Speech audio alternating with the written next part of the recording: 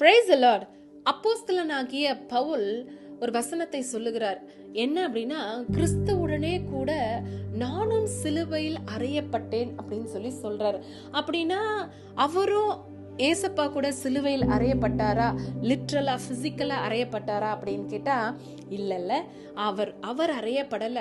அவர் என்ன மீன் பண்றார் அப்படின்னு சொன்னா, அவருடைய பழைய சுவாபங்கள், ஆண்டவருக்கு விரோதமா இருந்த சுவாபங்கள், ஆண்டவருடைய விருப்பம் இல்லாமல் அவருடைய சுய விருப்பம், அத ஆண்டவருக்கும் இவருக்கும் சம்பந்தம் இல்லாம என்ன காரியங்கள்லாம் இருக்கோ, பாவங்கள், இந்த காரியத்தெல்லாம் நான் சிலுவையில அரைஞ்சிட்டேன். என்னோட சுய விருப்பத்தின்படி நான் ஒரு காலத்துல நடந்துட்டு இருந்தேன், ஆனா அது எல்லாவற்றையும் நான் சிலுவையில அறைந்துட்டேன் அப்படின்னு பவுல் சொல்றாரு. எங்க சொல்றாருன்னு பாத்தீங்க அப்படின்னு சொன்னா, கலாத்தியருக்கு எழுதின நிருபம் 2ஆம் அதிகாரம் 20ஆம் வசனத்துல, கிறிஸ்துவுடனே கூட சிலுவையில் அறையப்பட்டேன், ஆயினும் பிழைத்திருக்கிறேன். இனி நான் அல்ல, கிறிஸ்துவே எனக்குள் பிழைத்திருக்கிறார் அப்படின்னு சொல்லி சொல்றாரு.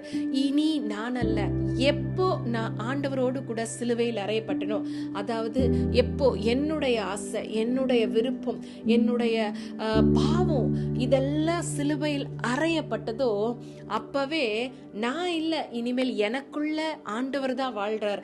அவருடைய விருப்பம் தான் எனக்குள்ள, அவருடைய சித்தத்தின்படி தான் நான் செய்வேன். இனிமேல் நான் பாவம் செய்ய மாட்டேன் அப்படிங்கறத தான் பவுல் இந்த இடத்துல சொல்ல வர்றார். கிறிஸ்துவின் பாடு மரணத்தை நம்ம அனுசரிச்சுட்டு இருக்கிறோம்.